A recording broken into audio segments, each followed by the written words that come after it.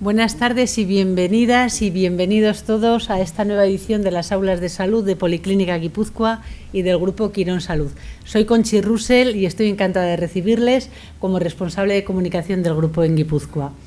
Les presento la mesa. Hoy tenemos una mesa extraordinaria con el doctor Carlos Lasaga, que es el primero por su izquierda, la doctora Sonia Roussel, que es la directora médico-asistencial de Quirón Salud en Guipúzcoa y que es mi hermana pequeña, así que es hoy doblemente grato para mí, y el doctor Xavier Altuna, que tanto el doctor Xavier Altuna como el doctor Saga son otorrinos, los dos son responsables del servicio de otorrino en Policlínica Guipúzcoa, y además el doctor Xavier Altuna, además de ser un experto en implantes cocleares en todo el mundo, es el jefe de servicio de otorrinos del Hospital Universitario Donostia. Como siempre, para el que no haya venido a una aula de salud, empezamos con unos vídeos, con un vídeo corporativo del Grupo Quirón Salud, para presentar nuestra filosofía de entender la medicina. El Grupo Quirón Salud es el primer grupo sanitario privado en España, el tercero en Europa. Y por otro lado, siempre nos gusta presentar algún testimonio de algún paciente que para nosotros es el protagonista en toda esta historia, y por eso hacemos nuestras aulas, para que ustedes al final, cuando ellos terminen sus presentaciones, puedan levantarnos la mano, les acercaremos un micro y nos puedan dirigir sus dudas, sus consultas, sus preguntas a los doctores, que estarán encantados de intentar ayudarles si es posible. Como siempre, les pido que silencien sus móviles, porque nos suele ayudar a que en mitad de la presentación, en lo más emocionante, nos salte algún timbre. Y también les recuerdo que, por gentileza del Aquarium, que hoy inauguramos esta sala recién renovada, magnífica, van a poder salir por la puerta de abajo, han entrado por arriba, podrán salir por abajo y visitar el Aquarium. Además les van a recibir los tiburones, que siempre es un gusto verlos, espectaculares. Al terminar, además, la charla, si no salen corriendo como en los aviones, se abrirá el telón y podrán ver el Aquarium, que es espectacular. El punto es en que se abren las cortinas y ven los peces, que parece que los puedes tocar, es increíble. Ya no me demoro más, adelante los vídeos, bienvenidos, y ojalá puedan aprender hoy algo con nosotros. Gracias. Quirón Salud. Miles de profesionales con un único objetivo: cuidar la salud y bienestar de los pacientes y sus familiares. De personas que no son un nombre en una ficha, ni un código de barras en un tubo. Son personas, familias, emociones detrás de cada rostro. Estar a su lado es lo que nos hace diferentes. Una visión de la medicina basada en la conexión con el paciente, o mejor dicho, con la persona.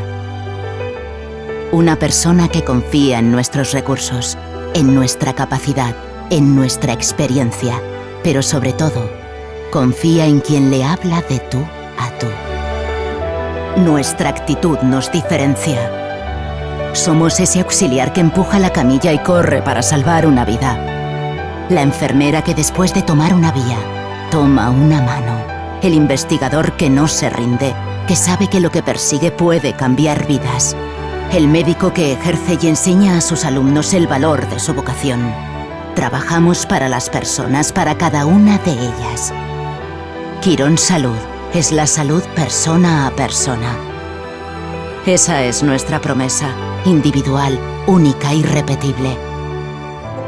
Y la transmitimos con un símbolo amable, de colores cálidos, cercanos, propios.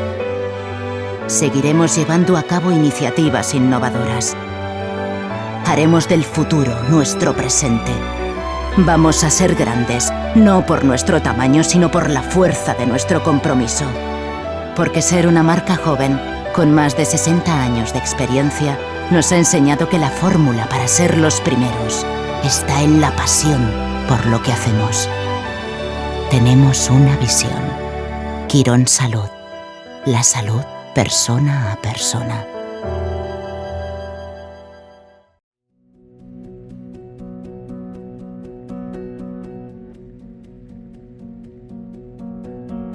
De niño tuve problemas en los que se me dio una medicación y prácticamente perdí el oído izquierdo, pues se redujo a un 50%. Con el derecho he estado normal hasta los 40, 50 años, que algo sentía en el derecho, que es cuando empecé con audífonos. La verdad que quedé muy contento porque recuperé bastante y hacía una vida normal en la sociedad.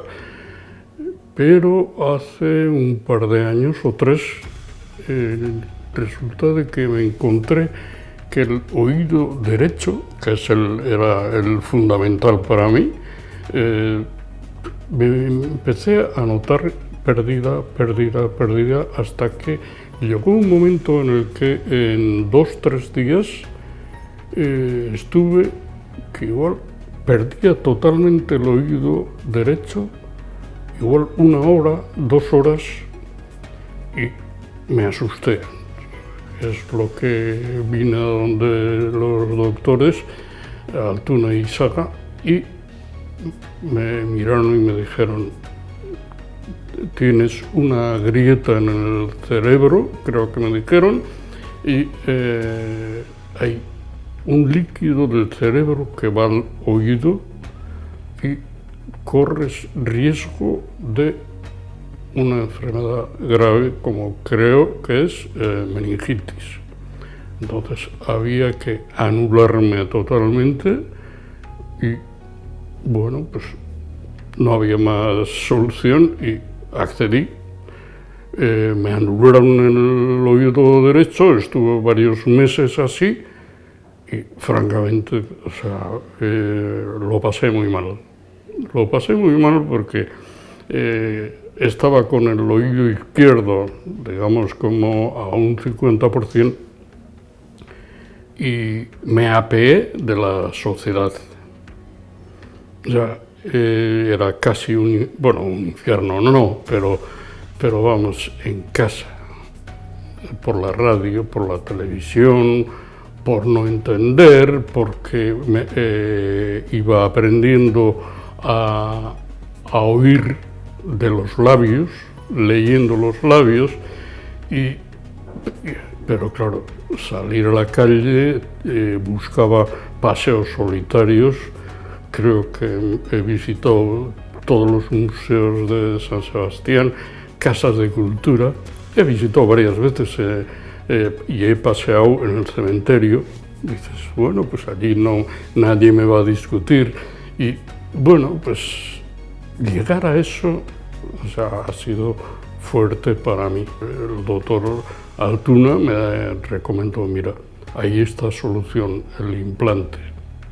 Bueno, la verdad es que me asusté un poquito porque, claro, es una intervención en el cerebro, pero vamos, vivir de la forma en que vivía, desaparecido de la sociedad y casi un infierno en casa, y total que me operaron allá a finales de enero y bueno, me anularon el oído derecho. Al tiempo me hicieron el implante y total que el día en que ya me pusieron este aparato en el exterior y ya al día siguiente empecé a notar sonidos que antes los había perdido totalmente. O sea, recuerdo que el estar en casa con mi mujer, pues de día en día o de hora en hora, pues notaba que digo, uy, pero si percibo esto, si percibo lo otro, si percibo esto, o sea, me he vuelto, vamos, estoy loco de contento por el acierto de los doctores de haberme recomendado esto y yo haber accedido a esa intervención. Hay una pena porque al andar mucho en la calle, además por mi trabajo, he andado mucho en la provincia, creo que conozco a mucha gente y antes con los audífonos me preguntaban y ahora este aparato y me preguntan Y es curioso que sobre todo me llama la atención que hay mujeres, porque parece ser que las mujeres acceden a este implante porque disimula más el pelo de las mujeres, en cambio los hombres, no sé, y la verdad es que he tenido fuertes discusiones con amigos que les he comentado, oye, pero si llevas gafas, o sea, admites llevar gafas, se te ven, que recurres, esto lo mismo. Has perdido, y oye, y tienes unos años, pero sobre todo una cosa es la imagen, pero la satisfacción de otra vez volver, salir a la calle, muchos sonidos que te habías oído, te habías olvidado, pájaros, esto, tal, y otra vez no tener temor a encontrarte con nadie en la calle para charlar. O sea, eso para mí ha sido y la recuperación requiere un tiempo, ya me advirtieron, me comentaron, paciencia, pero notarás de día en día síntomas de esto, de tal, y yo francamente ahora casi me cuesta estar en casa.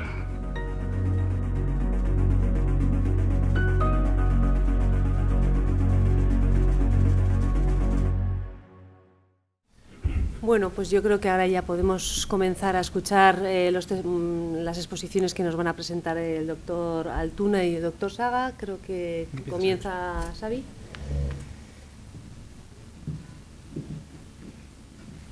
Bueno, arratsaldeon denori eta eskerrik asko hemen egoteagatik. Quiero agradecer a Conchi Russell y a todo su equipo, así como a Sonia, por organizar estos encuentros que son tan interesantes, desde luego para nosotros y espero que para los asistentes también. Muchas gracias. Bueno, a mí me toca hablar de la pérdida auditiva y de los avances terapéuticos que podemos tener, y para hablar de eso lo primero tenemos que ver cómo funciona un oído normal. Entonces vamos a ver en este vídeo que las ondas de sonido son unas ondas acústicas o una señal acústica mecánica, llegan hasta el tímpano, mueven el tímpano y ese movimiento hace que los huesecillos normales se muevan y estimulen así el oído interno. Dentro de ese oído interno, ese caracol, tenemos un líquido y cada sonido va a estimular una parte del caracol, como si fueran las teclas de un piano. Entonces los graves se estimulan en un sitio y los agudos se estimulan en otro. Esas células van a convertir esa señal acústica o esa señal mecánica en una señal eléctrica, y eso se va a conducir a través del nervio auditivo hasta el cerebro, y ahí le daremos sentido a lo que estamos escuchando. Pues cuando esto no funciona bien, ocurre la hipoacusia o la pérdida auditiva, y la pérdida auditiva se puede clasificar de diferentes maneras. La podemos clasificar según el lugar del oído en el que ocurra, la podemos clasificar según la intensidad o el grado de pérdida auditiva que tengamos, o lo podemos clasificar también según si aparece en una edad más temprana o en una edad más tardía. Aquí podemos ver que si la pérdida auditiva se produce en el conducto auditivo o en los huesecillos y el tímpano, se llamará una pérdida de transmisión, porque el sonido no se transmite adecuadamente, o si el problema está en el oído interno, en el nervio o en el cerebro, es una pérdida de percepción. La transmisión es correcta, pero no percibimos ese sonido. Respecto al grado de hipoacusia, esto es un audiograma. Aquí medimos qué intensidad necesitamos en cada uno de los dos oídos para oír, y a mayor intensidad necesaria quiere decir que la pérdida auditiva será mayor. Tenemos pérdidas leves, moderadas, severas o profundas, y pueden ser unilaterales o bilaterales. Y por último hemos dicho que es importante saber si la pérdida auditiva se produce a una edad temprana o en una edad adulta o una edad tardía, sobre todo en estos dos márgenes de edad. En el recién nacido, antes de empezar a aprender a hablar, es muy importante diagnosticarlo, o en la persona de edad avanzada. El diagnóstico de cada una de estas pérdidas o de cada una de estas clases de hipoacusia es diferente, por tanto es importante hacer un buen diagnóstico. La repercusión también va a ser diferente, si la pérdida es unilateral o leve, o si es en un recién nacido o en una persona que ya ha aprendido a hablar, y desde luego y sobre todo es diferente el tratamiento para cada uno de esos casos. No todos los casos se van a tratar igual. La pérdida auditiva es muy prevalente, es decir, hay muchos pacientes con hipoacusia en el mundo, se estima que alrededor de 350-400 millones de personas en el mundo sufren pérdida auditiva, en España en torno a 3 millones y en Guipúzcoa hay en torno a 50.000 pacientes con pérdida auditiva. Además vemos que a medida que vamos cumpliendo años y ahora mismo las pirámides poblacionales vemos que cada vez hay más personas de edad avanzada, va siendo más prevalente esta pérdida auditiva, de tal forma que en mayores de 65 años 1/3 de la población tiene pérdida auditiva, en más de 75 años la mitad de la población tiene pérdida auditiva y si superamos el umbral de los 85 años, el 80% sufre algún grado de pérdida auditiva. En los recién nacidos, gracias a Dios, la prevalencia es mucho menor. Hay uno de cada 1000 nacimientos tiene una pérdida grave, y cuando decimos grave es que afecta a los 2 oídos de forma severa y va a comprometer, por tanto, su desarrollo del lenguaje oral. Y esto lo digo porque, como vemos en las personas de tercera edad, es muy frecuente y puede conducir al aislamiento, a la depresión, a un aumento del deterioro cognitivo, y por tanto, viendo que es tan prevalente, debemos diagnosticarlo y tratarlo para retrasar este deterioro cognitivo. Y en los niños o en los recién nacidos lo tenemos que diagnosticar inmediatamente, porque el no solucionar la pérdida auditiva en un bebé antes de comenzar a hablar podría ocasionar un retraso o una dificultad en el aprendizaje del lenguaje oral y podría entonces afectar a su desarrollo intelectual y a su desarrollo como persona en un mundo oral como es este. Tenemos toda esta batería de pruebas para diagnosticar la pérdida auditiva. No quiere decir que haya que hacer todas estas pruebas en todo paciente que entra en la consulta, pero sí debemos tener acceso a todas ellas, porque algunos pacientes necesitarán unas, otros pacientes necesitarán otras, y por tanto es importante contar con todas ellas. Respecto al tratamiento, pasaremos por algunos aspectos, pero sobre todo haciendo hincapié en los avances que ha habido en los últimos años, pero es muy importante la prevención. Y aquí es muy importante la conciencia que la sociedad está tomando cada vez más de la importancia de la protección de los oídos frente a los ruidos. Cada vez más vemos personas que trabajan en ambientes ruidosos, que previamente no se protegían los oídos, y ahora vemos que hay un papel de protección en esos grupos de profesionales. Y también los jóvenes se van, aunque siempre un poco más tarde, porque piensan que nunca van a enfermar, se van protegiendo los oídos frente a los auriculares y a los volúmenes muy altos que estos años estaban sometiendo a sus oídos. Por tanto, el primer papel es la prevención y la conciencia social. Segundo, hay algunos fármacos que son muy importantes conocer para poder recetar a los pacientes que sufren determinados tipos de pérdida auditiva, y la precocidad en administrar esos fármacos puede hacer que la pérdida auditiva sea reversible, y es muy importante conocerlos.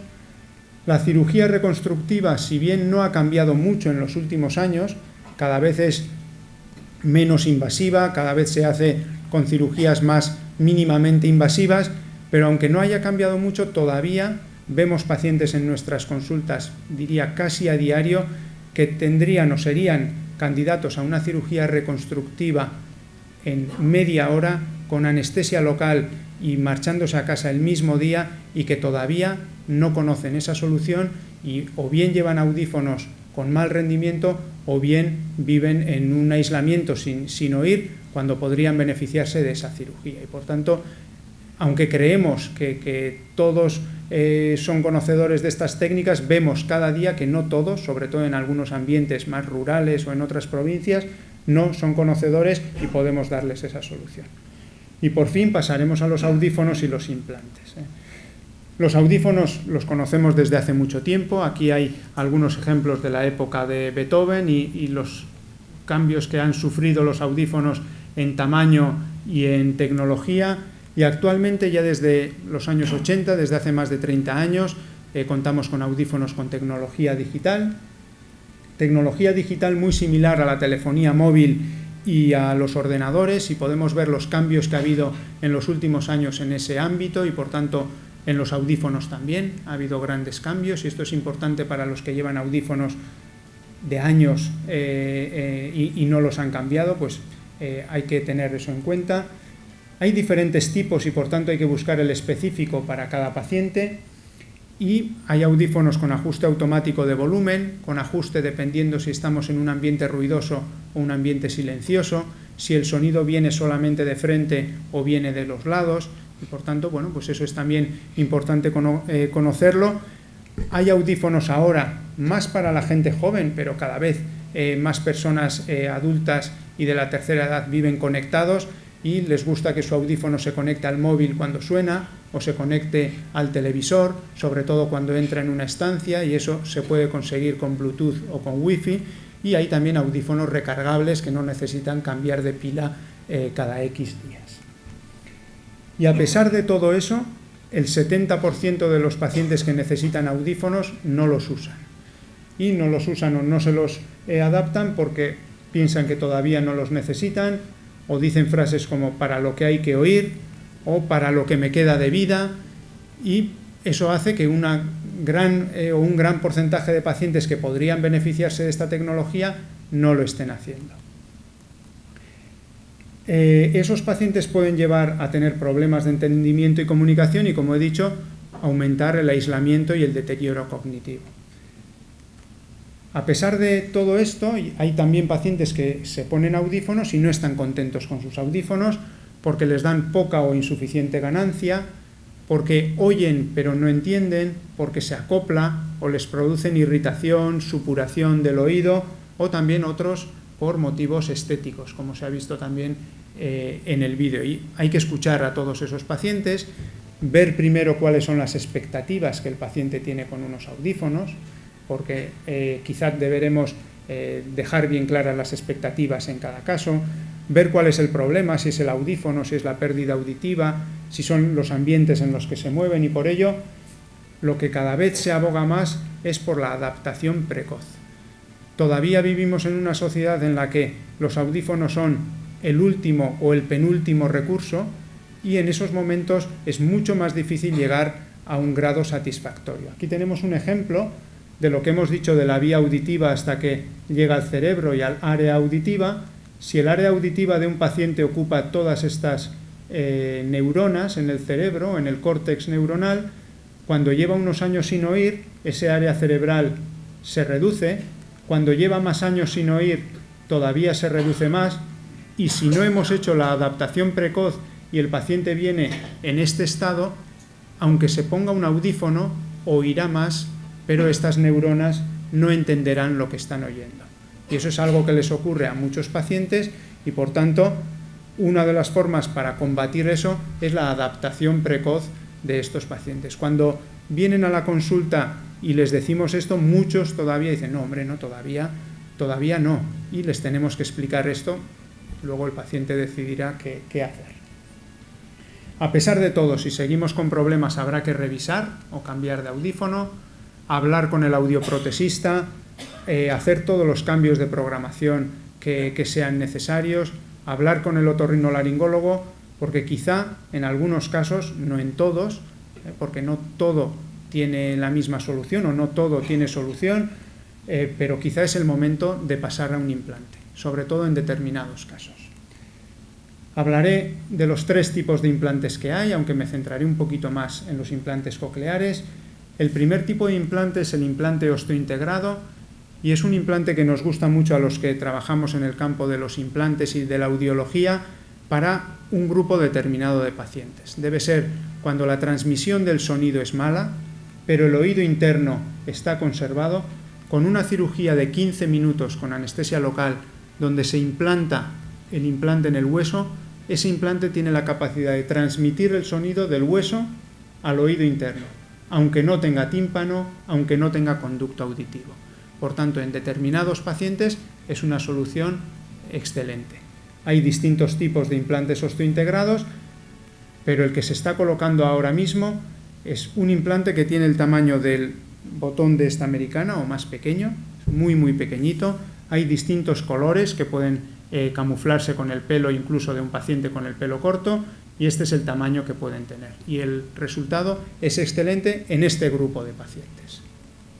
Hay otros implantes que son implantes de oído medio, que es para otro grupo de pacientes, por eso digo que es muy importante el diagnóstico correcto, y que estimula directamente el oído medio. No es a través del hueso, sino a través de otro sistema, y este tipo de implante de oído medio existe también con posibilidad de implantación total, es decir, todo está dentro del paciente y el paciente solamente tiene un mando a distancia con el que enciende y apaga el implante.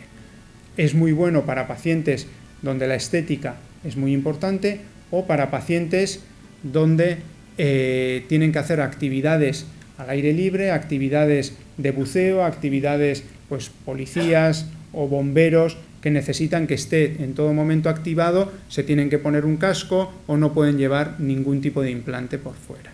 Por tanto, con una correcta selección y explicando muy bien los pros y los contras de este implante, saber que existe también. Y por último, el implante coclear. El implante coclear tiene la capacidad de restaurar la audición de los pacientes que la han perdido completamente. Funciona convirtiendo la señal acústica en una señal eléctrica y estimulando directamente el nervio auditivo en el caracol, es decir, allí donde está el daño.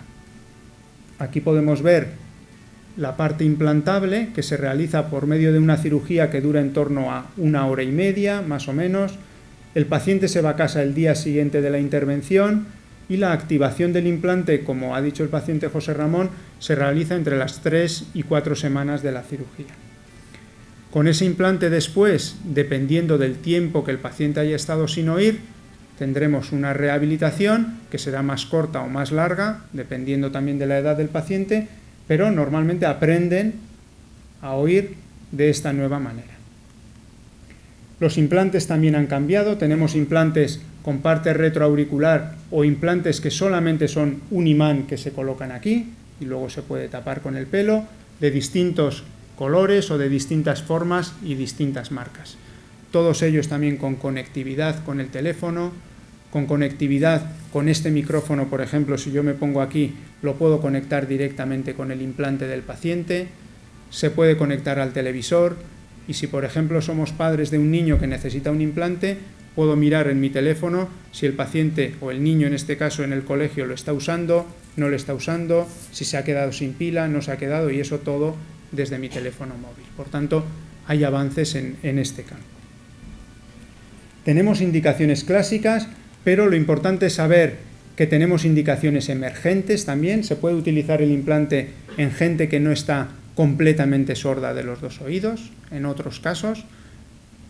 Y hace falta un equipo multidisciplinar que haga una correcta valoración prequirúrgica, que haga correctamente la cirugía y luego haga un seguimiento y una activación, es decir, hacer una correcta rehabilitación postcirugía. Respecto al futuro, esperamos tener mayor conocimiento, hacer más hincapié en la prevención, mejorarán los audífonos y los implantes y también tenemos mucha esperanza en la regeneración con células madre. Es verdad y es bueno tener esperanza en la ciencia y nos ha enseñado que así debe ser, pero siempre tarda un poquito más de lo que nos gustaría a todos. Muchas gracias.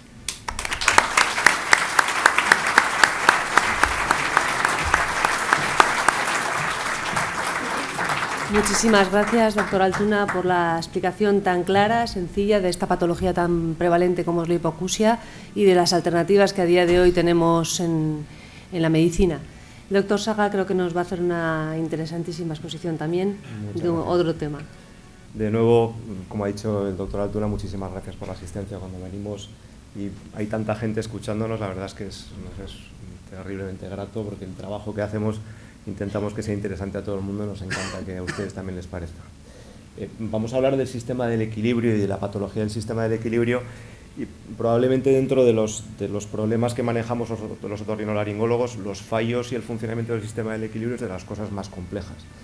Por eso en la charla vamos a hacer un esquema sencillo de cómo funciona el sistema vestibular, que es el órgano del equilibrio que tenemos a nivel del oído interno, y cómo se estropea, sin profundizar excesivamente, de manera que tendremos tiempo luego, si hay gente que quiere hacernos consultas de experiencias propias, de discutir enfermedades concretas. Pasaremos un poquito por encima de cosas más profundas porque podría ser un poco tedioso.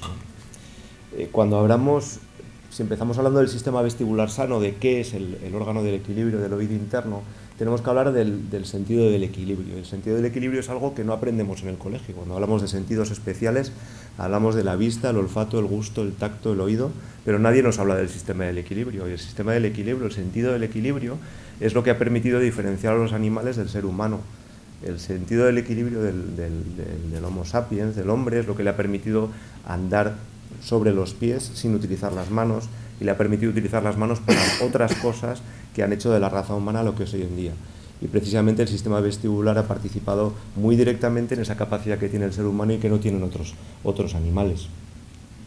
Cuando una persona hace cualquier tipo de ejercicio, cuando se desplaza en el espacio haciendo actividades deportivas, artísticas o, sin más, yendo a trabajar mientras camina, el sistema del equilibrio lo que nos permite es informarnos de cuál es nuestra posición espacial y cuáles son los movimientos que estamos realizando con respecto a las cosas que nos rodean. Y al mismo tiempo es el inicio de las órdenes que van a permitir rectificar la postura o mantener la mirada estable cuando nos desplazamos. ¿Y cómo funciona el sistema del equilibrio? En el sistema del equilibrio participan tres fuentes fundamentales de información. Por un lado, tenemos el sistema del equilibrio, el sistema vestibular, que es la parte dedicada al equilibrio en el oído interno. Por otro lado, tenemos todos los músculos y las articulaciones del cuerpo, que nos van a informar de cuál es la postura que tenemos, si la inclinación del suelo es una u otra y si la postura que estamos adoptando es una u otra. Y por otro lado tenemos la información visual.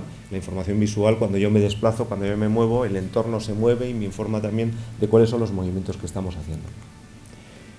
El sistema más potente, con mayor precisión y con mayor peso dentro de la información que gestiona el cerebro de nuestro equilibrio, es el sistema vestibular, la parte del equilibrio que radica en el oído interno, y es el más predominante fundamentalmente porque es el más preciso y además porque es el que menos está influenciado por cambios que se puedan producir en el entorno. Si yo estoy en una estación hablando con el doctor Altuna y el tren que tenemos al lado se pone en marcha, si no fuera porque mi sistema del equilibrio del oído es predominante y me dice exactamente cuál es mi posición, mi visión lo que diría es que me estoy desplazando hacia atrás. Si el tren que está aquí avanza hacia adelante, para mi vista la sensación es que yo me voy hacia atrás.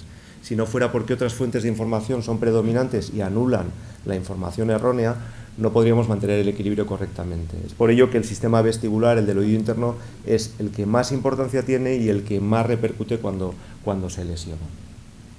Este es un diagrama de cómo es el oído interno y lo que vemos es, la luz no se ve muy bien, pero esta es la cóclea que se va a encargar de la audición, de todo lo que nos ha hablado Xavier en la charla anterior. Todo el resto corresponde a lo que llamamos sistema vestibular. Y el sistema vestibular está formado por una serie de cámaras, unos espacios cerrados llenos de líquido e interconectados, dos cámaras mayores en la zona central, y de una de las cámaras salen tres canales, tres tubos huecos, que son los canales semicirculares. Todo ello tiene líquido en su interior y la base del funcionamiento es el hecho de que los líquidos tienden a permanecer estables, no se mueven, a pesar de que intentemos mover el recipiente que los contiene. Como ejemplo he hecho un diagrama de una pecera en la que hemos colocado un cepillo con los pelos hacia arriba y en equilibrio sobre los pelos hemos añadido un montón de cristalitos, un montón de piedritas. Si la pecera la dejamos quieta, no hay ningún problema, pero nada que yo mueva la pecera hacia adelante o hacia atrás, esos pelos se van a inclinar hacia adelante o hacia atrás y por lo tanto va a cambiar la situación del sensor. Así es como funciona el oído interno. Tenemos sensores con estas características, de manera que independientemente de lo que diga nuestra vista o nuestros músculos, los movimientos que hagamos con la cabeza van a producir desplazamientos en esos sensores que serán enviados como señales a nivel del cerebro informando de cuál es el movimiento que estamos haciendo.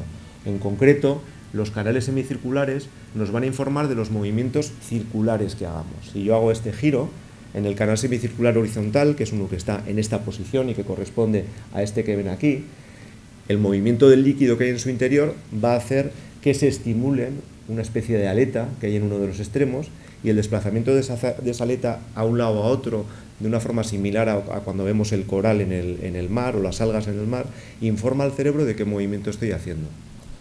Por otro lado, en otra zona del oído, en unas cámaras mayores que son el utrículo y el sáculo, tenemos esos sensores como peceras con cepillos, de manera que si ascendemos, en el caso del sáculo, los pelos se van a inclinar hacia abajo al subir y se van a inclinar hacia arriba al bajar. Y en el caso del utrículo, los desplazamientos hacia adelante o hacia atrás también van a producir esas inclinaciones. En cada oído interno tenemos 5 sensores, por lo tanto hay 10 sensores trabajando constantemente, informando de cualquier movimiento que haga nuestro cráneo y por lo tanto nuestro organismo. Pero bien, eso nos permite información. ¿Pero para qué sirve esa información? Esa información no solamente nos dice cuál es nuestra posición y nuestra relación con el espacio, sino que además desencadena respuestas para que mantengamos la postura y podamos hacer las actividades que tengamos que hacer. Y desencadena respuestas de dos formas importantes. La primera de ellas, de manera que cualquier movimiento que hacemos hacia adelante o hacia atrás va a estar contrarrestado con actividad muscular para intentar mantener la verticalidad. Y cualquier movimiento que hacemos con la cabeza va a estar contrarrestado con movimientos de los ojos para intentar mantener el campo visual. Lo vamos a explicar un poquito. Esos dos reflejos se llaman reflejo vestíbulo espinal y reflejo vestíbulo ocular. El reflejo vestíbulo espinal serían las conexiones que hay entre el oído interno y los músculos del cuerpo, y que de una forma sencilla lo que hacen es que si alguien me empuja por la espalda, inmediatamente, y aunque yo no lo piense, mis músculos se contraen para recuperar la postura. Y el reflejo vestíbulo ocular lo que hace es que cuando yo voy corriendo, cuando mi cabeza baja, los ojos suben, y cuando mi cabeza sube, los ojos bajan. Profundizamos un momentito en eso. Cuando hablamos de reflejo vestíbulo espinal, si estoy en una plataforma y estoy quieto y de repente la plataforma de una forma muy brusca se va hacia adelante, lo que va a ocurrir es que aunque yo no quiera, mis músculos van a reaccionar para recuperar la postura hacia adelante y recuperar el equilibrio. Eso se llama reflejo vestíbulo espinal, es independiente de la voluntad y se produce en milisegundos. Y eso nos permite no caernos. Cuando vamos caminando se producen cambios en la postura muy constantes, y si no fuera porque estos reflejos están constantemente trabajando, no seríamos capaces de mantener el equilibrio. Yo soy de la época del Super 8, mi comunión se grabó en Super 8, y los que estamos aquí creo que todos conocemos el Super 8 porque Super 8 fue las técnicas de cámara que permitían hacer grabaciones familiares antes de existir el vídeo, seguro que lo conocen. Las películas de Super 8 de mi padre no se podían ver, y no se podían ver porque era todo un movimiento y no había forma de ver nada correcto. Y era porque las cámaras antiguas no tenían sistemas de estabilización de imagen. Hoy a todo el mundo le parece normal sacar una foto y que esté bien centrada, o grabar un vídeo y que la imagen esté muy estable. Pero eso con los sistemas antiguos no ocurría, porque si no tenías buen pulso no conseguías que la imagen fuera correcta. Cuando ustedes corren por la calle, cuando caminan rápido, no tienen sensación de que las cosas salten. Si pudieran ver sus ojos mientras caminan rápido, verían que cada movimiento que hacen con la cabeza de ascenso y descenso va asociado a un movimiento inverso de los ojos para intentar que lo que ven esté quieto. Porque no se puede mantener el equilibrio ni tener información de equilibrio si lo que vemos se mueve. Si los ojos estuvieran quietos en la órbita y yo hiciera este movimiento, lo que vería sería un barrido del campo visual y no me serviría para informarme. El sistema vestíbulo ocular lo que hace es establecer relaciones entre lo que siente el oído interno y órdenes que van directas a los ojos para que al desplazarnos los ojos estén estables con respecto al movimiento craneal. Y aunque nos movamos, lo que vemos esté estable. Si no, no sería posible mantener el equilibrio y ocurriría esto que ven arriba. Si yo me pego una cámara a la cara y corro por la calle, lo que pasa es esto. Esto no ocurre de forma normal porque mis ojos hacen los movimientos inversos para que lo que vemos esté todo el rato estable. Cuando una persona tiene una alteración del equilibrio, cuando enferma el sistema del equilibrio, una de las cosas que más le llama la atención es esto, y es lo más difícil de describir. Y muchas veces no saben muy bien explicar qué es lo que está ocurriendo. Y uno de los fallos que más influye en la calidad de vida del paciente con vértigo es esto, el fallo del reflejo vestíbulo ocular. Cuando hablamos de equilibrio, hablamos siempre, cuando me hablan de vértigo, cuando me hacen consultas de vértigo, esta mañana el Diario Vasco me hacían esas consultas, Algo que siempre nos consultan es sobre el vértigo cervical. Y aunque no deberíamos de ser dogmáticos en medicina, porque siempre nos vamos a equivocar, es mejor que nos quedemos con la idea de que el vértigo cervical no existe. Cuando hemos hablado de que el hombre se desarrolla y tiene un sistema del equilibrio que funciona mucho mejor y le permite hacer muchas cosas, es porque dejamos de utilizar el cuello para mantener el equilibrio. Las gallinas mantienen el equilibrio, mantienen la estabilidad del campo visual porque tienen un cuello con una capacidad extrema de mantener la posición de la cabeza independientemente del movimiento del cuerpo. Y como ven en esos vídeos, si a una gallina le subimos y le bajamos el cuerpo, la cabeza está estable en el espacio, no cambia. Y no cambia porque el cuello juega un papel muy importante. Ocurre en mamíferos inferiores y ocurre en las aves, pero no ocurre en el ser humano. Y hay muchos estudios que demuestran que el cuello juega un papel muy residual en el equilibrio. Cuando tenemos problemas de cuello nos encontramos peor de nuestro vértigo, pero porque tenemos vértigo y problemas de cuello, no porque tengamos un vértigo cervical. ¿Y cómo falla el sistema del equilibrio? Cuando hablamos de vértigo hablamos de la forma más perfecta en que se estropea el sistema del equilibrio. Cuando falla el sistema vestibular de los dos oídos trabaja constantemente y sincrónicamente. Cuando yo giro a la derecha, en mi oído derecho lo que dice es +3 y mi oído izquierdo dice -3. Cuando giro a la izquierda, mi oído izquierdo dice +3 y mi oído derecho -3. Dependiendo de la intensidad, esos números variarán. Quiero que me entiendan que siempre van a decir lo contrario uno de otro, pero siempre va a ser lo mismo. Si de forma brusca uno de los oídos falla, ese oído se va a quedar a 0, pero el otro oído está sano. Y si el otro oído está sano y está diciendo 0, lo que está sintiendo el cerebro es estoy girando hacia el lado del oído sano. Por eso cuando tenemos un cuadro de vértigo, la sensación que tenemos es que todo está dando vueltas, porque realmente es lo mismo que cuando estamos girando sobre nuestro eje. Un oído lo estamos anulando al girar en sentido contrario, es decir, si yo giro a la derecha, este oído está bajando su función y este se está activando. Y por eso yo tengo la sensación de girar a la derecha. Si de forma patológica mi oído izquierdo falla, la sensación que tengo es que estoy girando de forma brusca a la derecha. Por eso el paciente que tiene vértigo tiene sensación de dar vueltas, es una sensación ilusoria de giro que se produce por un fallo específicamente en el oído interno o en los núcleos del equilibrio a nivel cerebral. Y eso específicamente es vértigo, que viene de la palabra girar, de la palabra vertere, girar.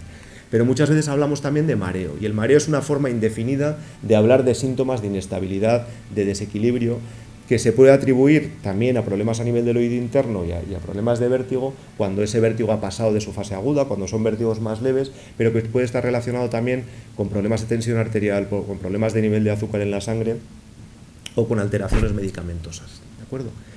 El desequilibrio es la falta de estabilidad crónica que suele aparecer después de cualquier enfermedad. Es muy frecuente que ocurra después de un problema a nivel de oído interno, después de un vértigo, y es el hecho de que el sistema queda desajustado y sobre todo si no reanudamos la actividad física de forma muy precoz, nos quedamos con una inestabilidad crónica. Y por último pongo dos términos más que son la cinetosis, que es el mareo de los medios de transporte, las personas que se marean en un barco o en un coche o en un autobús, que es una forma de mareo diferente, que tiene una relación también con el oído interno, pero en realidad es una hipersensibilidad al movimiento y que se produce en algunas personas en las que determinadas frecuencias, determinadas velocidades de movimiento resultan desagradables y desencadenan, pues lo que sabemos, un poquito de somnolencia seguido de sensación nauseosa, vómito y malestar general. Y por último, y esta mañana también me han preguntado esto, la acrofobia, el vértigo de las alturas, es una enfermedad completamente diferente y es una fobia que se desarrolla en algunas personas en las que la sensación de tener objetos muy distantes a su posición les genera una sensación desagradable. Es un problema psicológico que tiene un tratamiento psicológico y que no tiene nada que ver con la patología del oído interno. ¿Por qué puede fallar? ¿Por qué puede dejar de funcionar de golpe el oído interno? Pues por un montón de cosas. Por isquemia, porque no llegue bien la sangre, porque hay una infección.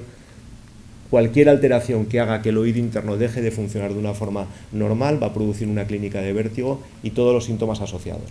Los vértigos, por definición, las crisis de vértigo agudas, se caracterizan por esa sensación brusca de giro, náusea, vómito, sudoración, postración, una alteración del estado general muy importante, con poca importancia vital en la inmensa mayoría de los casos. Cuando un paciente tiene un vértigo, lo primero que tiene que pensar es que la patología que tiene es benigna.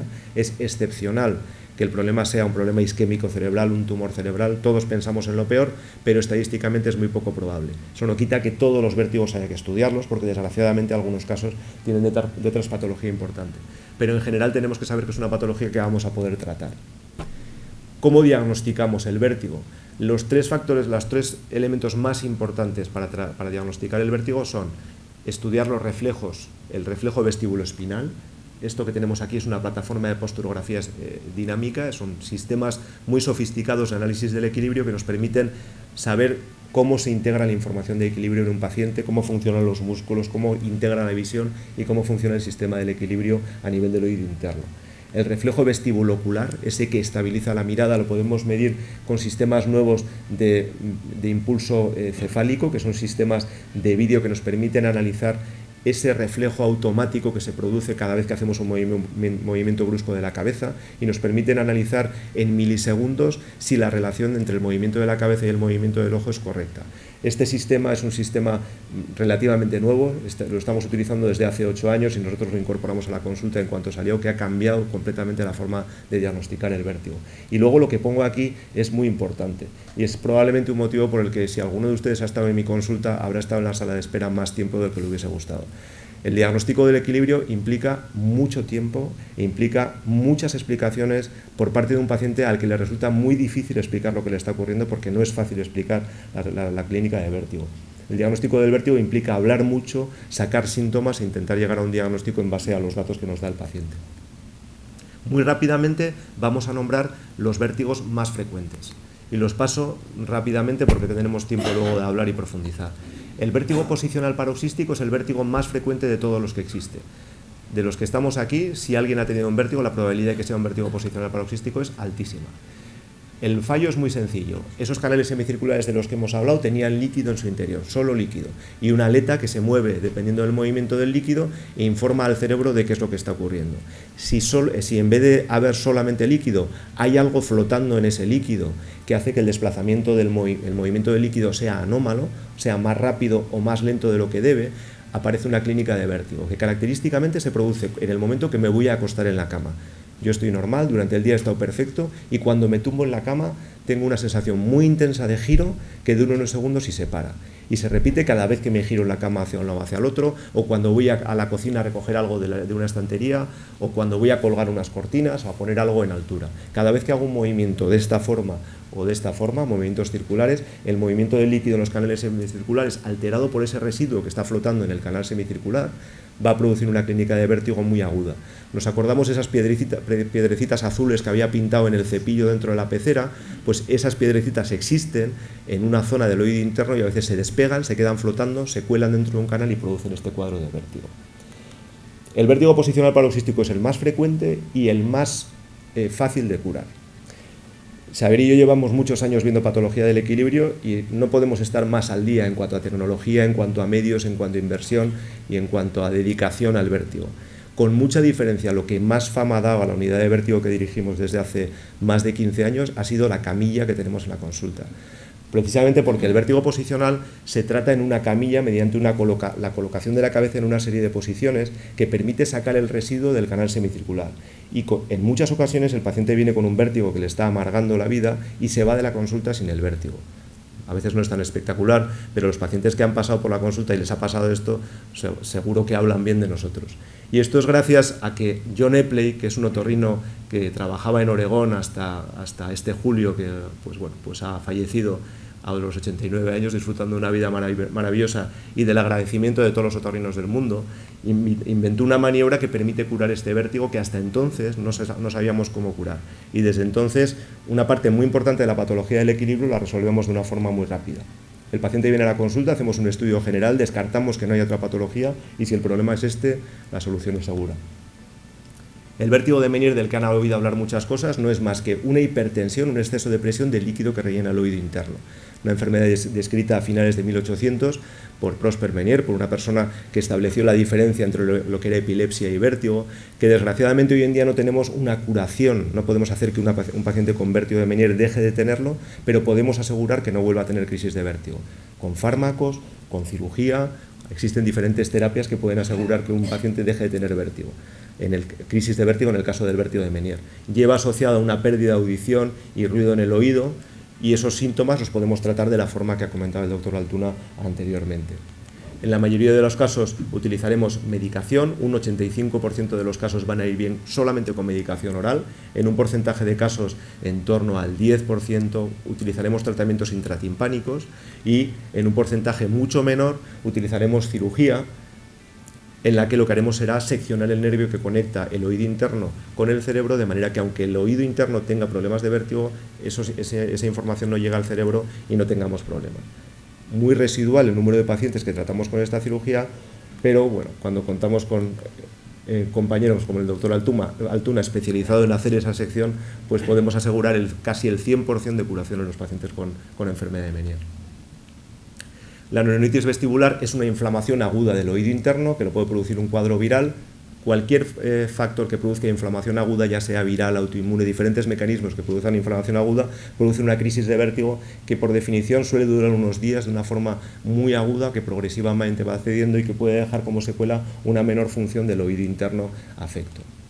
El tratamiento va a ser fundamentalmente tratar la crisis aguda con medicación para atenuar los síntomas y luego permitir el proceso de recuperación, porque generalmente luego queda en inestabilidad residual, que vamos a comentar luego y que la trataremos sobre todo con rehabilitación. Y llegamos a la inestabilidad crónica, que aunque el motivo de la charla era el vértigo, la inestabilidad crónica va asociada siempre al vértigo. La inestabilidad crónica es una mala utilización de la información de equilibrio después del cuadro de vértigo que hayamos tenido. Da igual por dónde ha empezado el problema, pero con mucha frecuencia queda como secuela en inestabilidad crónica. Y se produce porque a nivel cerebral, cuando un oído ha fallado de una forma muy brusca, la capacidad de integrar esa información de la que hemos hablado al principio y de gestionarla para dar las respuestas adecuadas se pierde, y tenemos la sensación constante de haber bebido 3 vinos. Vamos andando por la calle con la sensación constante de no estar bien. Los que nos ven desde fuera nos ven que estamos bien, no parece que pasa nada, pero nosotros tenemos todo el rato una sensación de imperfección. Voy andando por la calle, un amigo se cruza por allí, me llama, hasta luego Carlos, y yo no me puedo girar y mirarle, porque si me giro al mismo tiempo que camino no puedo mantener la postura. Si me quedo quieto y giro, soy capaz, pero no puedo hacer cosas que antes eran absolutamente automáticas, y es porque esos reflejos vestíbulo ocular y vestíbulo espinal no son suficientemente rápidos. La mayoría de las inestabilidades crónicas que vemos se producen por esta conjunción: crisis de vértigo, miedo a moverse por la crisis de vértigo, hacer una vida sedentaria durante semanas o meses, y utilización de medicación de sedantes vestibulares. En el tratamiento del vértigo utilizamos medicación como el Dogmatil, la Sulpirida, que son muy buenos para controlar la crisis aguda de vértigo, pero muy malos para recuperar la inestabilidad. Cuando tenemos dolor de cabeza tomamos un Termangin, un paracetamol hoy, pero no lo tomamos mañana, porque ya no nos duele la cabeza. Si la crisis de vértigo ha cedido y mañana ya no tenemos crisis de vértigo, no tiene sentido tomar más sedantes vestibulares, no tiene sentido tomar más Sulpirida o más Dogmatil, ¿de acuerdo? Porque es algo que muchos médicos hacemos y no es correcto. Si un paciente tiene una crisis de vértigo, tratamos la crisis de vértigo. Cuando cede, permitimos que se recupere fundamentalmente haciendo rehabilitación. La inestabilidad crónica aparece con mucha frecuencia en personas mayores porque la vista no funciona igual que cuando teníamos 20 años, la información de las articulaciones y los músculos del cuerpo no funciona igual que cuando éramos jóvenes. Si a eso añadimos un fallo del sistema vestibular, los recursos que tenemos para mantener el equilibrio no son suficientemente útiles y podemos tener muchos problemas. Por eso, cuando yo insisto a todos los pacientes y en la consulta les decimos es obligatorio, no es opcional, tenemos que salir todos los días a caminar a cualquier edad, pero muchísimo más si somos mayores y muchísimo más si tenemos una alteración del equilibrio, es porque de todas las alteraciones que podemos tener relacionadas con el vértigo, la más grave y la que nos puede dar peor calidad de vida a largo plazo es una inestabilidad crónica. Yo siempre le digo lo mismo a los pacientes: usted puede elegir entre madrugar e ir a pasear por la Concha o comprarse una silla de ruedas, pero no hay opción. Con 20 años, si no caminamos, el equilibrio funciona. Con 80, si no caminamos, el equilibrio va cada vez a menos y el efecto final es irremediable. Por eso siempre insistimos en caminar, insistimos en hacer deporte en la medida que podamos, pero si no podemos, lo que tenemos que hacer es como mínimo caminar, y cuando eso no es suficiente, tenemos que estudiar, medir dónde está el fallo del equilibrio y buscar una unidad de rehabilitación o alguien que nos dé unas pautas de ejercicios para recuperar el equilibrio. Pero un porcentaje importante de los pacientes que vienen a nuestra unidad de vértigo, lo único que les decimos cuando se van y hemos hecho todo el diagnóstico, ahora lo que tiene que hacer es caminar, y caminar todos los días, no necesita medicación, lo único que tiene que hacer es utilizar el equilibrio. Haciendo eso, el equilibrio se reactiva, la información cerebral se puede gestionar correctamente y los síntomas ceden. Y esto es todo. Muchísimas gracias.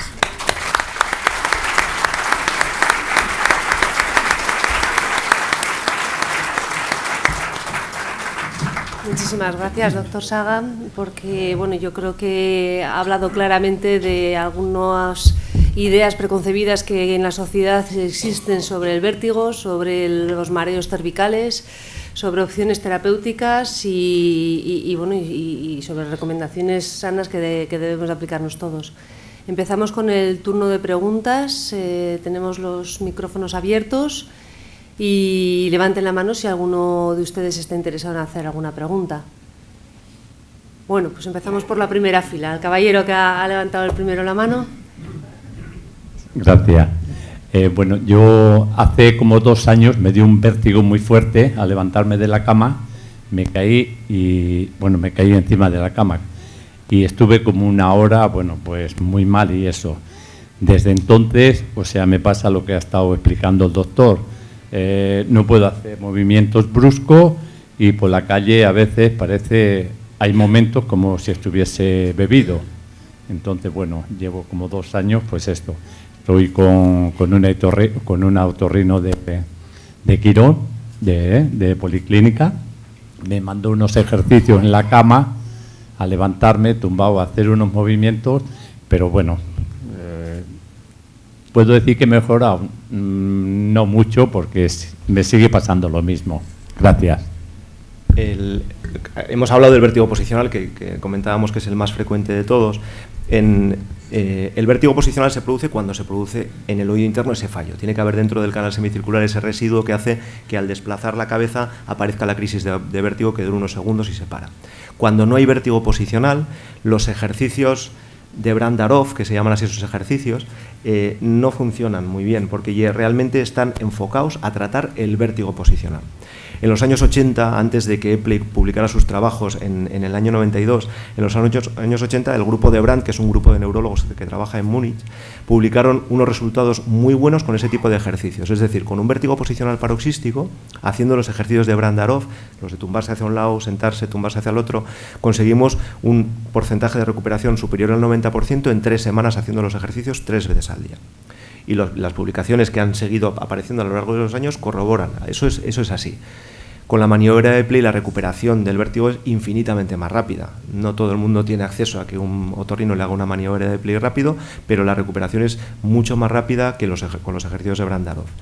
El problema es que cuando el vértigo posicional ha cedido, el objetivo del tratamiento no tiene que ser el del vértigo posicional. Si lo que queda es inestabilidad, lo que hay que hacer es rehabilitar el equilibrio. Y entonces sobre todo hay que insistir en terapias de rehabilitación, en ejercicios encaminados a mejorar el equilibrio. Y los ejercicios encaminados a mejorar el equilibrio, el secreto es muy sencillo. Son ejercicios en los que tenemos que poner las cosas difíciles al sistema del equilibrio. Por ejemplo, a mí me cuesta mantenerme con los 2 pies separados y estar quieto. Bueno, si eso me cuesta, lo voy a poner más difícil. Y voy a intentar hacerlo sobre una superficie blanda, sobre un almohadón. Y voy a intentarlo hacer, además, con los ojos cerrados. Y además lo voy a intentar hacer con los ojos cerrados y haciendo pequeños movimientos con la cabeza hacia un lado y hacia el otro. Es decir, muchas veces cuando los pacientes vienen a la consulta se van diciendo, bueno, este tío, si yo venía mal voy a acabar mucho peor. Pero el objetivo de la rehabilitación del equilibrio es generar una señal de error. Si yo tengo un vértigo y tengo inestabilidad, me quedo en una silla, puedo seguir bien hasta el día que me muera sin notar vértigo. Si no me muevo, no noto nada. Si me muevo, aparece vértigo. Por lo tanto, aparece inestabilidad. El objetivo es al cerebro enseñarle dónde estamos fallando, y para eso tenemos que hacer cosas difíciles, de manera que cuando detecta dónde se producen los fallos, genera los patrones neuronales de respuesta para dar un equilibrio adecuado. Entonces, el trabajo va muy encaminado a hacer cosas de equilibrio que nos resulten difíciles. Y todas esas, los protocolos de rehabilitación que solemos entregar, muchos ejercicios que a veces hay que marcar algunos y otros no, lo que buscan es eso. Entonces, el vértigo posicional hay que tratarlo, pero una vez que está resuelto, lo que hay que tratar es la inestabilidad. Y los ejercicios de Brandarov en la inestabilidad no creo que funcionen. La señora también tenía una pregunta. Me ha contestado porque le quería preguntar. Yo he tenido 2 episodios de también este vértigo posicional y bueno, fatal. Pero me dijo el otorrino que no se puede saber si te va a dar o no te va a dar. Entonces yo tenía mucho interés en preguntarle si estos ejercicios que ha nombrado, estos ejercicios con los ojos, si realmente te previene. O también si te previene, pues no sé, ejercicios de yoga que te estás así, cosas que te cuestan. Entonces he entendido que sí, que de alguna forma son preventivos, ¿no? En realidad no. Entendido, ¿no? En realidad los ejercicios, esos ejercicios de mover la cabeza mirando a un punto, ejercicios de yoga, tai chi, todos esos ejercicios van a mejorar el equilibrio y por lo tanto son eficaces en el tratamiento del equilibrio, y hacerlo de rutina lo que hace es como correr todos los días. Si corremos todos los días, el día que llegue la Beovia estaremos preparados. Si todos los días hacemos ejercicios, nos movemos, tendremos un nivel de equilibrio alto y cualquier alteración que aparezca en el futuro será más difícil que rompa ese equilibrio. Tendremos una base mejor. Por lo tanto, los ejercicios de rehabilitación son buenos para mantener un buen equilibrio y no tener problemas de inestabilidad. Pero no existe prevención en el vértigo posicional paroxístico, es decir, no existe un método para evitar que ese residuo en algunas personas se cuele dentro del canal semicircular. En un 30-50% de los casos, los pacientes que tienen vértigo posicional en algún momento de su vida repiten en algunos momentos de su vida. De hecho, los pacientes cuando les diagnosticamos en la consulta nos dicen: ¿cuándo vuelvo? No vuelva si tiene problemas. Llama, habla con las secretarias, les dice: el doctor Saga me dijo que tenía un vértigo posicional, y entonces ellas intentan darle una cita todo lo pronto que pueden. Por suerte ahora somos más gente trabajando en la consulta y podemos atender mejor, pero el objetivo es hacer esa maniobra de Epley lo antes posible para quitar el vértigo posicional. Es que la maniobra esa es la de la camilla. Es que a mí me dijo el otorrino que sí que es eficaz, pero que es bastante, que se pasa fatal. Se pasa fatal. Me entra un poco de miedo. Se pasa fatal 15 segundos para disfrutar el resto de la vida. O sea, eso sí es muy efectivo, duda, ¿no? O sea, y aparte no hay que tener, vamos a ver, hay que entender que el vértigo, vamos a ver, hay gente que paga por subirse al Dragon Khan en Portaventura. Entonces, hay que tener esa idea. Cuando nos tumbamos en la camilla aparece un cuadro de vértigo agudo, pero sí es cierto que a veces es para valientes, pero se acaba el vértigo, ¿eh? Es decir, la otra opción es: me voy a casa, yo casi mejor que el doctor Altuna y el doctor Saga no me toquen, me voy a casa y me da la crisis de vértigo esta noche a las 3 de la mañana, que nadie me va a ayudar. Entonces es mucho mejor confiar, porque la eficacia es altísima, ¿eh? Entonces, la confianza del que hace la maniobra de Epley al paciente es muy importante. Es decir, si yo me asusto cuando le voy a hacer la maniobra a un paciente con un vértigo posicional, las cosas van mal. Yo no me asusto nada, le convenzo al paciente de que merece la pena hacerlo. Muchas gracias. Nada. Allí hay otra pregunta. La señora que está sentada en la escalera. Hola, buenas. Para Carlos. Mira, yo suelo estar en tierra, quiero decir que no estoy en monte, con los oídos totalmente cerrados. Como si cuando vas al monte se te cierran. ¿Es de la presión atmosférica? Bueno, eso es para mí, pero también para Xavi. Bueno, yo creo que... porque siempre te he solido decir que cuando está alto, que yo ando mal. Realmente, sí. En la patología relacionada con la enfermedad de Menier, eso es lo que tengo, hay un exceso de presión a nivel del líquido del oído interno y los pacientes lo perciben como presión a nivel del oído, ¿de acuerdo? Hay otras patologías que producen esos síntomas, a nivel de oído medio. Realmente cuando tenemos sensación de presión, en tu caso no, porque ya nos lo sabemos, pero en muchas veces al paciente hay que hacerle un estudio, pues para ver cómo está la trompa de Eustaquio, cómo está el oído medio, para ver realmente esa presión de dónde proviene, ¿no? Pero la enfermedad de Menier, esa sensación de presión está relacionada con un exceso de líquido dentro del oído interno. Y es de las cosas que menos importancia tiene. En la enfermedad de Menier el gran problema es que las enfermedades se viven muy diferente, dependiendo de la personalidad de cada cual, claro. Pero cuando un paciente viene a la consulta con una enfermedad de Menier, la pérdida de audición, el ruido en el oído y la sensación de presión le dan igual. El problema es que yo tengo pacientes que en mitad de la clausura del Festival de Cine les han tenido que sacar en una camilla del patio de butacas vomitando, con diarrea, con una crisis de vértigo terrible. Entonces, eso es lo que realmente es trágico en esa enfermedad. Por lo tanto, la primera medida es controlar las crisis de vértigo. Los síntomas de presión a nivel del oído, el ruido en el oído y por descontado la pérdida de audición, que tiene solución, no son un problema a largo plazo, por lo menos en las estadísticas publicadas de series muy largas, de muchos años con muchos pacientes. Entonces, es así, la enfermedad de Meniere, independientemente de la buena evolución de los vértigos, puede dar a veces sensación de presión constante a nivel del oído. Es que en estos momentos estoy con vértigos. Claro, eso se asocia, es decir, la época que más vértigo tenemos, más presión tenemos.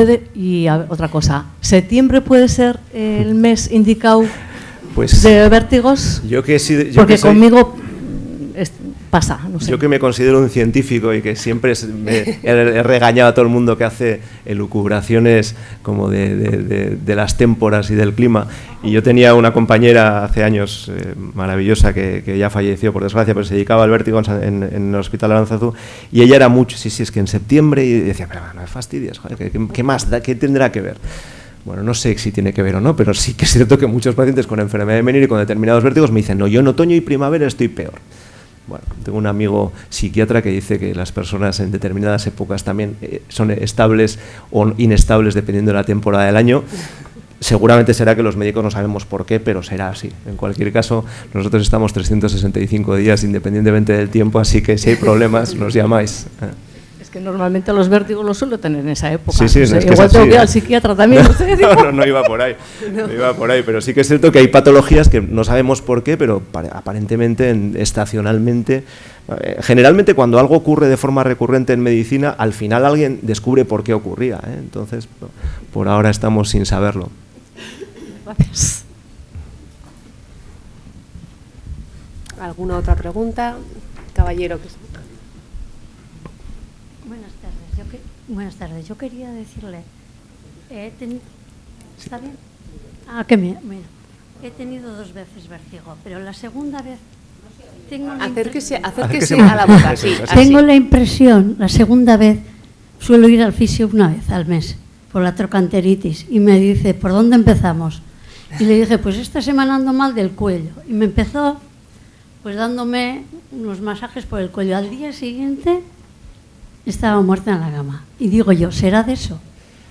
A veces pasa, pero también hay gente que también por ir a la Me peluquería, da miedo ir ahora a la fisio, a lavar el pelo en la peluquería, al ir al dentista, todas esas situaciones sí, tienen como característica que muchas veces estamos en una posición estamos tumbados y nos hacen hiperextensiones del cuello, por lo tanto la posición más adecuada para que un residuo se cuele dentro del canal semicircular. Entonces puede ocurrir que en determinadas manipulaciones cervicales o craneales activemos un vértigo posicional, pero para que eso ocurra tenemos que tener previamente una predisposición, o sea, no depende de la actividad del fisioterapeuta. El fisioterapeuta está haciendo su trabajo, lo que pasa que es un paciente que ya tiene un residuo flotando en el canal y que en ese momento o esa misma noche al darse la vuelta en la cama puede activar el vértigo, pero tiene que haber previamente un residuo flotando en el líquido del oído. ¿Y por ejemplo para nadar? Yo suelo recomendar hacer una vida completamente normal, no veo inconveniente en nadar por el vértigo. La natación no es un buen deporte para rehabilitar el equilibrio porque estamos flotando y en horizontal, y eso no tiene nada que ver con el movimiento del cuerpo humano, pero en cuanto a la posibilidad de tener vértigo por nadar, pues lo mismo, si el vértigo está activo y hacemos posiciones que lo pueden desencadenar, podemos tener vértigo. Estaba el caballero y luego la señora. Y me estoy dando cuenta que se están haciendo los locos con el tema de la pérdida de audición y los aparatos. No debe haber nadie, ¿no? Y voy a dejar claro una cosa, que la semana pasada, no sé si estará aquí porque me suele perseguir a veces, la semana pasada, hace 15 días, conseguí que una persona a la que quiero mucho, porque es mi vecina desde hace muchísimos años, conseguí, después de insistir durante unos 10 años, que se pusiera unos aparatos. Ella no necesitaba aparatos, oía perfectamente, no tenía ninguna necesidad porque ella se relaciona perfectamente. Yo desde hace años me daba cuenta de que las conversaciones solo hablaba ella, lo que yo decía no tenía ningún interés, fundamentalmente porque no me oye, y como no me oye no le interesa lo que digo y solo hablaba ella. Y esto ha ocurrido durante los últimos 10 años y yo le he perseguido tanto como que cambió de otorrino, ya no venía, ¿no? Entonces, casualidad, cambió de otorrino y fue a otro otorrino que le recomendó curiosamente lo mismo que yo, que se pusieron los aparatos. Hace 10 días esa vecina pasó a casa llorando para darme las gracias por haberle insistido en colocarse unos aparatos. Le rogaríamos que se tomen en serio el tema de ponerse una audioprótesis pronto. Estamos hartos de que nos lleguen pacientes con pérdidas de audición muy severas, con 85 años, con pérdidas de audición desde los 70. Llevar un aparato es un síntoma de juventud, no es un síntoma de discapacidad. Entonces, les rogaríamos que, aunque ustedes no prediquen con el ejemplo, transmitan nuestro mensaje a todo el mundo. Se están perdiendo muchas posibilidades, la posibilidad de comunicarse correctamente con la gente que tiene alrededor, por no llevar algo que hoy en día es tecnología y que nosotros, cada vez que entra una persona mayor o joven en la consulta llevando una audioprótesis y contenta porque se le ha indicado correctamente, pero no creo que no vamos a ver el momento, nos jubilaremos y la gente seguirá intentando hacerse la loca. Por lo tanto, ya sé que ustedes se están haciendo los locos, pero quería comentarlo. Igual, perdón, un segundito, como ha hecho el doctor Saga este inciso, yo creo que igual sí convendría aclarar un poco en qué margen, en qué horquilla de precios pueden andar estos audífonos, que hay tanta variabilidad, y quizás puede ser también uno de los inconvenientes para que también la gente tenga esa accesibilidad. Sí, la horquilla de precios es entre 2.000 y 3.000 euros por audífono, y desde luego que es algo que el paciente se lo piensa mucho, hasta que, como decimos, él piensa que lo necesita de verdad, porque es una tecnología que es cara. Es cara porque hay que meter toda esa tecnología en algo muy pequeñito para que sea estético y que funcione bien. Y además normalmente se necesitan 2 audífonos, no solamente uno. Por tanto hay que multiplicar esos 2.000, 3.000 euros por 2. Por 2, vale. Que también puede ser también que vaya por ahí algo, ¿no? Sí, lo que pasa que la repercusión que tiene en la calidad de vida, desgraciadamente, y Xavi está de acuerdo conmigo seguro, es que la alteración se produce tan lentamente a lo largo de tantos años que yo suelo dar el ejemplo siempre de lo mismo. Yo aquí sentado no se me ocurre intentar escuchar la conversación de las personas que están allí lejos, ¿no? Pero si hubiera podido hace 15 años, lo hubiera aceptado como normal, y si a lo largo de los meses muy lentamente hubiera podido escuchar solamente a la fila 8, luego a la 7, luego a la... Llega un momento que me acostumbro a que lo normal sea escuchar solamente a la primera fila. Y hace años escuchaba a la 7ª, pero mi vida se ha adaptado a una situación nueva y entonces ya no necesito, porque mi vida es escuchar solamente esta fila. Pero es que hace 15 años usted escuchaba la 7ª fila y se lo está perdiendo. Entonces, ese es el problema. Entonces, los aparatos son carísimos, nadie lo discute. Y yo siempre decimos lo mismo, si los aparatos fueran gratis, intentaríamos obligar a la gente a que se pongan los aparatos. Nosotros damos la recomendación cuando detectamos que hay una pérdida de audición y sabemos que hay pacientes que no están contentos, y bueno, pues hoy en día todas las casas en general tienen contratos de satisfacción para realmente probar un aparato y ser consciente de si funciona o no. Pero lo que se pierde uno por no poderse comunicar bien, lo decía el paciente anteriormente, es muy importante. O sea, en la vida humana el comunicarnos con nuestro entorno es indispensable, ¿no? Sí que vemos menos reticencias en colocación de audífonos e implantes en pacientes jóvenes. Claro. Los pacientes jóvenes llevan ya los earpods o los auriculares en el oído, y casi es raro ver a un chico joven sin nada en el oído. Todos llevan algo, no audífonos, llevan auriculares, inalámbricos. Entonces, cuando se les dice que necesitan un audífono, no les cuesta absolutamente nada. De hecho, los audífonos y los implantes destinados para niños y jóvenes no se disimulan. Todo lo contrario, van en colores fosforitos, van con Spiderman, con Superman, y son así, y van encantados con esos gadgets dentro del oído. Bueno, tenemos al caballero esperando con la pregunta. Ya perdonará.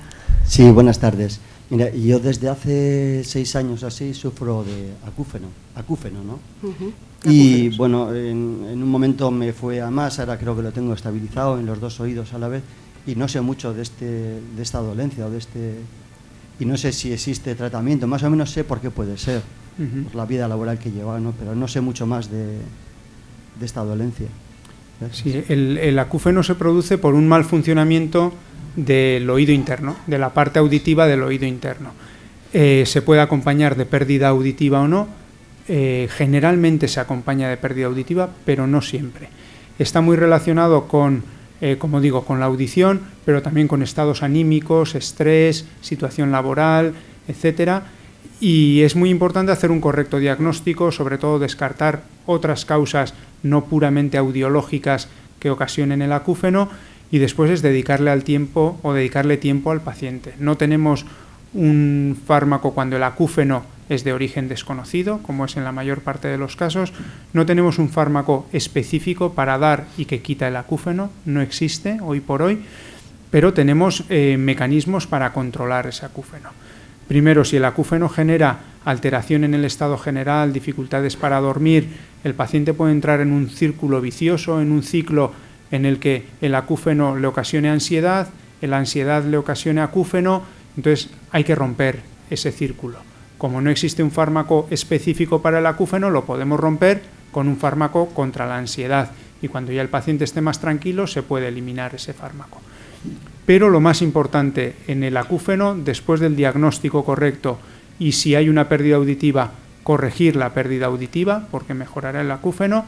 En otros casos lo que tenemos que decirle al paciente es que existen mecanismos de rehabituación a ese acúfeno o tinnitus. Y los mecanismos de rehabituación son hacer que el cerebro no reconozca como una amenaza ese ruido que tenemos dentro del oído. Aquí mismo, si escuchamos, hay ruido de las turbinas, ruido del ordenador, pero nuestro cerebro es capaz de anularlo, y si yo no le presto atención no lo oigo. Pues esos son los mecanismos que debemos conseguir que haga nuestro cerebro con el acúfeno, una vez que hayamos seguido todos los pasos mencionados previamente. Un ejemplo de cómo funciona eso es tragar saliva y escuchar el ruido que metemos cuando tragamos saliva, y nos damos cuenta que es un ruido muy evidente, no es algo, no es un ruido que pase desapercibido. Tragamos 5 o 7.000 veces al día. No creo que les moleste mucho la devolución de su saliva, y el cerebro es capaz de anular con esos mecanismos que contaba el doctor Altuna un ruido, aunque sea un ruido nuevo. A veces lleva tiempo y a veces hay que hacer un seguimiento muy constante del paciente, pero el porcentaje de éxito es alto. Aquí el caballero tenía una pregunta.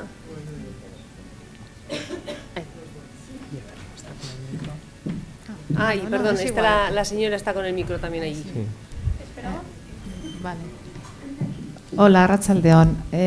Una pregunta. Tengo entendido que en el caso de pérdida de audición por enfermedad de Meniere, el audífono no funciona. ¿Es así? El audífono, bueno, casi contestas tú, ¿sabes? Sí, el audífono en la enfermedad de Meniere funciona y es un tratamiento de elección cuando hay una pérdida asociada, pero la pérdida de audición debe permanecer estable. El problema del vértigo de Meniere y de la enfermedad de Meniere es que a veces esa pérdida auditiva es fluctuante. Entonces, en el proceso en que está todavía fluctuante y no está estabilizado, el audífono no nos va a ayudar. Pero la enfermedad de Meniere son pacientes cuando la pérdida auditiva se estabiliza, que puede ocurrir a los años de instauración de la enfermedad, son buenos performadores con el audífono o incluso con el implante. Son pacientes que van extremadamente bien con un implante si lo necesitan, pero una vez que la pérdida auditiva esté estabilizada. ¿Y cuándo se considera que está estabilizada? Porque hay que ver. Con el Meniere nunca se sabe, ¿no? Sí, se puede saber viendo que no hay crisis en los últimos meses, que la audiometría está estable en los últimos meses y que no hay actividad de ese oído.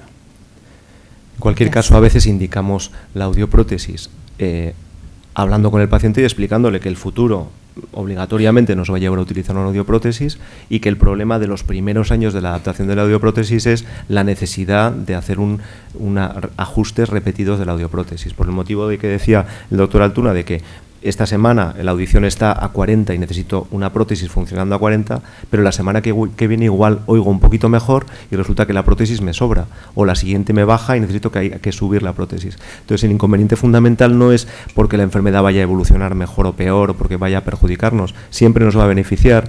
Lo que pasa es que si a un paciente nada más llegar a la consulta le indicamos una audioprótesis, hay muchas posibilidades de que deje la audioprótesis, porque le va a dar al principio guerra, pero una vez que se le explica, mire, su audición varía, pero usted necesita algo para poder estar comunicarse correctamente, va a requerir ir al audioprotesista cada cierto tiempo a ajustarla. Es como tener unas gafas que nos varíe cada cierto tiempo las dioptrías. Pues bueno, si la solución hasta que se estabilice del todo implica más visitas al audioprotesista, pues asumiendo por parte del paciente y si está correctamente informado, se puede hacer, sin esperar 10 años, evidentemente. Gracias. Bueno, si les parece, aquí tenemos un par de preguntas y con ello otra y tercera y finalizaríamos la sesión. Bueno, y la cuarta, última, ahí arriba, y ya está. Si no, nos van a dar las uvas. Buenas tardes. Yo tengo acúfeno de hace 8 meses y quisiera saber por qué algunos días lo oigo y otros días no oigo nada. Y también si un audífono puede camuflarlo a largo tiempo o no. Sí, en el inicio de un acúfeno tenemos fluctuaciones y momentos en que oímos el acúfeno y momentos en que no. Habría que ver si eso se debe a una inflamación en el oído interno y que cuando haya mayor actividad inflamatoria haya más acúfeno. Entonces, bueno, existen pruebas para poder medir eso, pero no es raro que haya momentos en que se oiga y momentos en que no se oiga. Es muy habitual oírlo más en el silencio que cuando hay ruido, porque camuflan o enmascaran el oído. Y respecto a la pregunta de los audífonos, si hay pérdida auditiva, desde luego que sí. Y en casos donde no hay pérdida auditiva, hay audífonos que emiten un ruido enmascarador del acúfeno que se ve que al cabo del tiempo de estar utilizándolos, esos enmascaradores de ruido, pueden hacer que el cerebro se habitúe mejor al acúfeno. Y que al cabo de unos años, quitándonos los enmascaradores, ya no oigamos siquiera el acúfeno originario. Por tanto, sí que es normal que fluctúe y que haya momentos en que se oiga y otros que no. Y bueno, habría que investigar el porqué y nos podría dar las pistas del origen del acúfeno. Y los audífonos, siempre si hay pérdida auditiva, mejoramos la pérdida auditiva y el acúfeno. Y segundo, si no hay pérdida auditiva, en ocasiones pueden servir como enmascaradores de ruido. El caballero de la primera fila.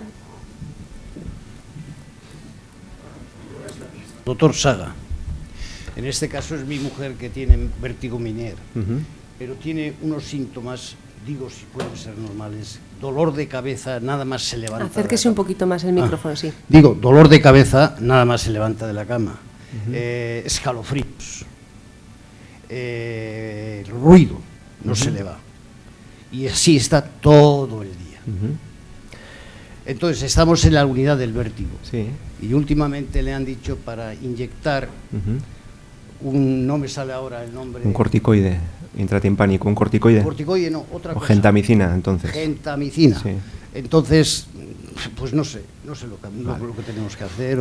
La enfermedad de Menier se define por los síntomas. Entonces, la enfermedad de Menier, para que un paciente tenga una enfermedad de Menier, tiene que tener por lo menos 2 crisis de vértigo agudas, más de 20 minutos, sensación de giro intensa, náusea, vómito, las crisis de las que hemos hablado.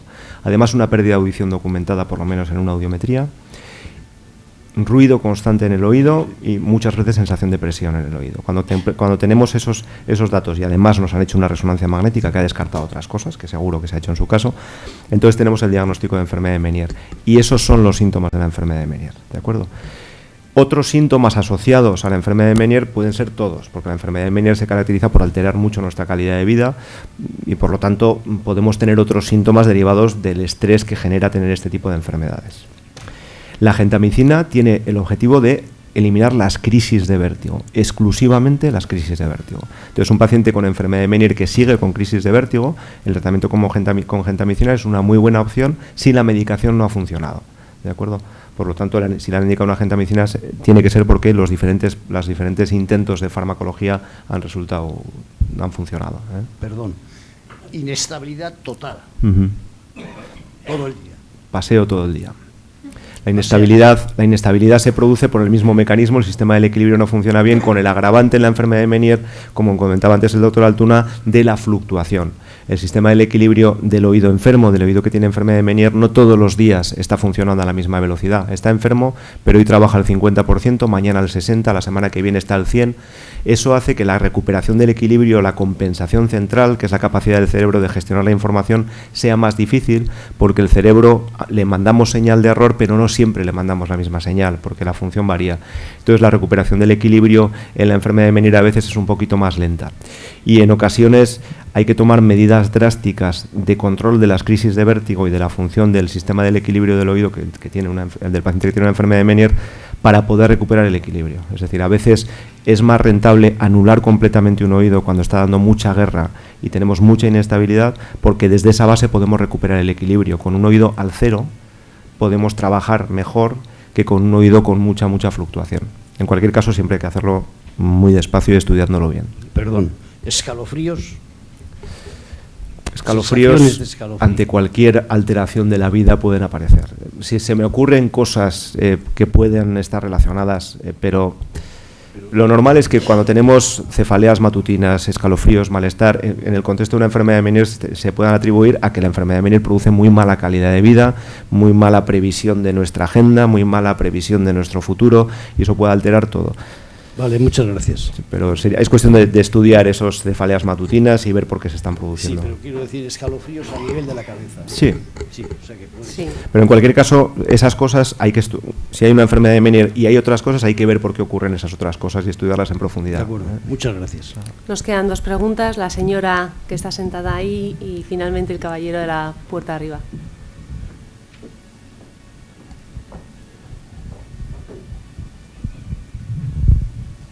Buenas tardes.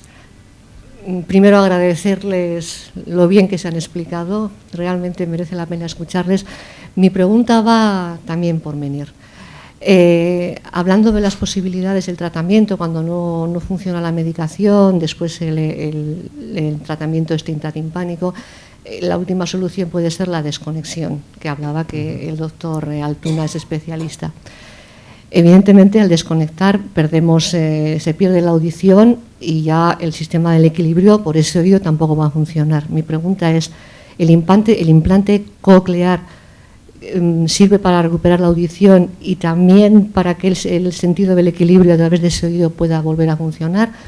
¿O es definitiva esa desconexión y el implante no serviría para nada? Gracias.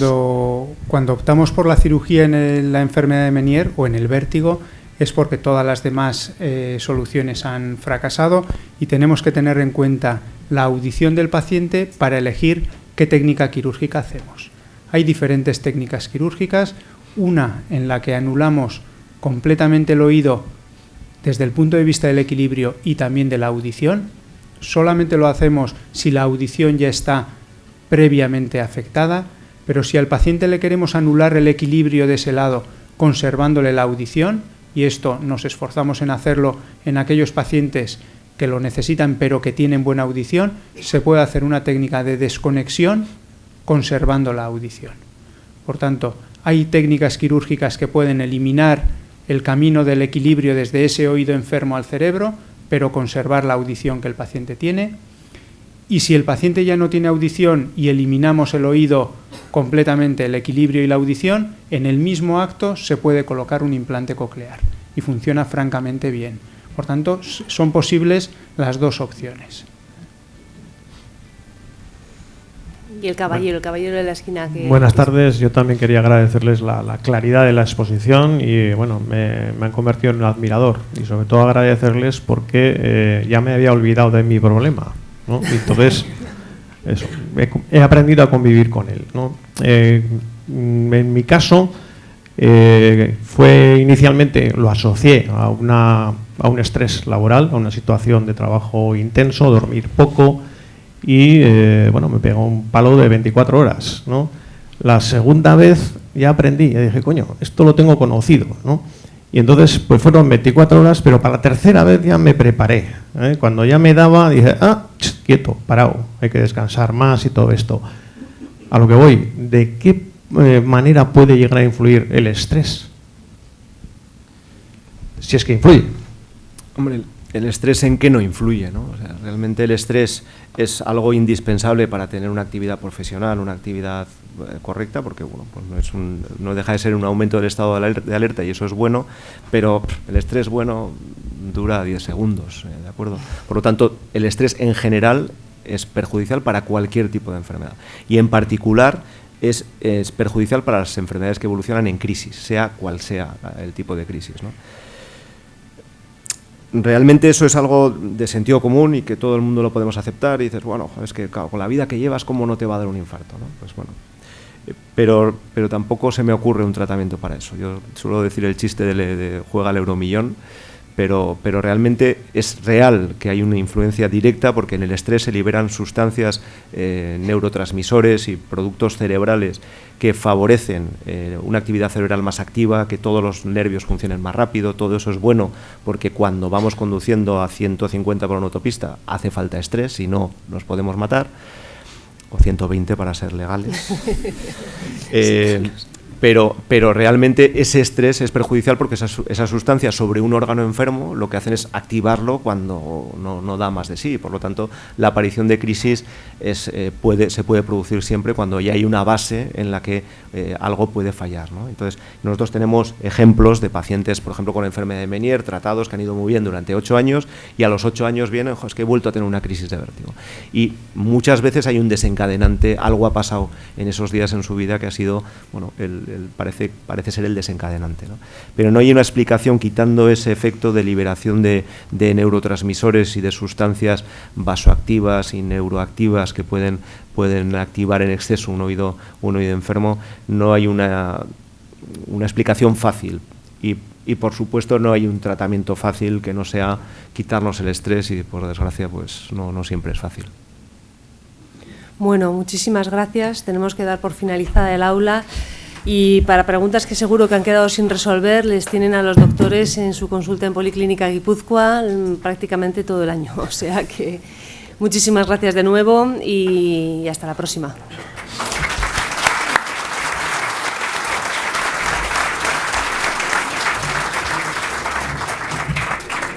Bien, recordarles que tienen que salir por aquí abajo ahora y pueden visitar el Aquarium si quieren.